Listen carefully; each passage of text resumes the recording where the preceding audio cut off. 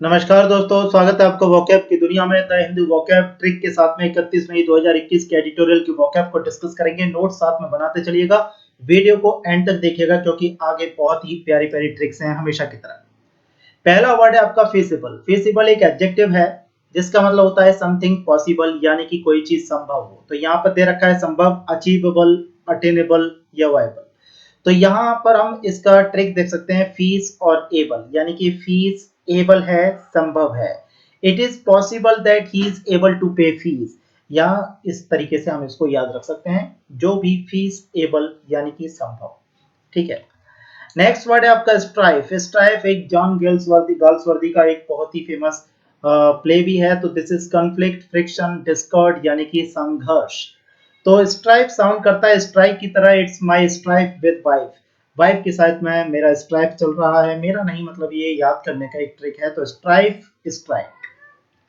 Next word है आपका tussle. Tussle sound देता है मसल, यानी कि मसल के रख दूंगा। This is called tussle. तो यहाँ पर टसल का मतलब एक नाउन है, इसका मतलब होता है फाइट, क्लॉश या फिर क्वारल। तो दिस इज कॉल्ड झगड़ा। अगर वहां पर टसल हुआ तो अपन सबको मसल के रख देगा। तो टसल का मतलब झगड़ा, मसल के रख देना। This strife and tussle was because of फसल।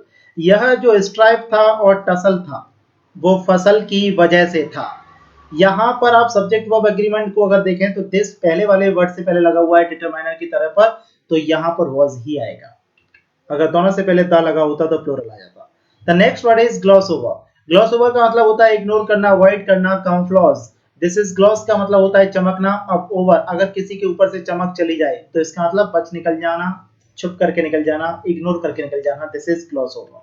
नोट साथ में बनाते चलिएगा। Go to great length.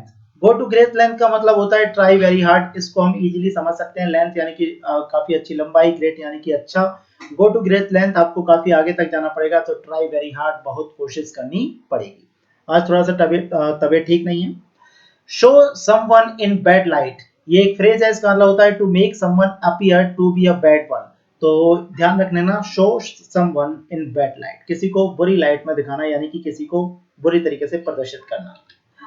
This is in a bad light, इसका मतलब होता है डिसग्रेस या डिसक्रेडिट, कलंकित करना किसी को। तो इन अ बैड लाइट वही बात है, किसी को बैड लाइट में ले जाना, तो उसको बताना कि ये बहुत ही बेकार आदमी है। तो बैड लाइट, तो इजीली फ्रेज को याद रख सकते हैं। कन्फ्रंटेशनल, ये एक एडजेक्टिव है, इसका मतलब होता है हॉस्टाइल या फिर आर्गुमेंटेटिव, यानी कि टकराव करने योग्य, आर्गुमेंटेटिव या हॉस्टाइल। कन्फ्रंटेशन, तो ट्रिक इसकी है, if you come to front, अगर तुम फ्रंट पे आते हो, विल बी कन्फ्रंटेशनल, तो ये कन्फ्रंटेशनल होगा, यानी कि झगड़ा हो जाएगा, टकराव हो जाएगा। आप फ्रंट पे मत आना। If you come to front it will be confrontational. Next word है आपका अनप्रेसिडेंटेड। अनप्रेसिडेंटेड एक एडजेक्टिव है, इसका मतलब होता है नॉट डन और एक्सपीरियंस बिफोर, जो पहले नहीं किया गया हो। That is unprecedented, not done और एक्सपीरियंस बिफोर। अन से यहाँ पर नॉट का मतलब है, प्रेसिड का मतलब होता है पहले होना, जो पहले ना हुआ हो, अभूतपूर्व। जैसे आपने कुली नंबर 1 2 देखी थी, उसमें वरुण धवन ट्रेन के आगे कूदता है, तो इट वाज अनप्रेसिडेंटेड। और राधे मूवी में सलमान खान कांच तोड़ करके अंदर आता है और जिसको खून लगता है उसको पता भी नहीं चलता। तो अनप्रेसिडेंटेड, ये दोनों जो काम हुए हैं वो अनप्रेसिडेंटेड है, आज तक नहीं हुआ। वर्ड है आपका यूनिलेटरली। यूनिलेटरली एक एडवर्ब है, इसका मतलब होता है एक तरफा। यूनिलेटरल का एक एडजेक्टिव होता है, यूनिलेटरली एडवर्ब है, यूनिलेटरल एडजेक्टिव है। वन साइडेड या सॉलिटरी, यानी कि अकेला। यूनि यानी कि उन्हें, लेटर यानी कि बाद में बुलाना। अब यूनि से हम साउंड ले सकते हैं उन्हें, लेटर यानी कि बाद में बुलाना। तो पक्षपात हो रहा है, अरे ये तो यूनिलेटरल है, ये तो पक्षपात हो रहा है, एक तरफ बात हो रही है, उन्हें बाद में बुलाना। This is concurrence. कंकरेंस का मतलब होता है सहमत, अग्रीमेंट। कंकर का मतलब होता है सहमत, और कंकर ये मिलता जुलता वर्ड है, इसका मतलब होता है जीतना। अगर जीत जाओगे तो आपसे सब सहमत करेंगे कि हाँ भाई आप जो कहोगे वही करेंगे। तो कंकरेंस, सहमत होना, ध्यान रखना, नोट करते चलना, अच्छे वर्ड्स हैं, आज के एडिटोरियल के हैं।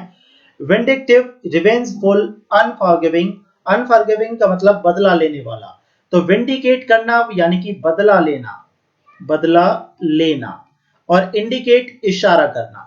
तो उसने इंडिकेट किया, मैंने विंडिकेट किया, उसने इशारा किया और मैंने बदला लिया। कह सकते हैं कि विभीषण जी ने इंडिकेट किया कि रावण के ऐसे मरेगा, और रामचंद्र जी ने विंडिकेट किया यानी कि बदला ले लिया।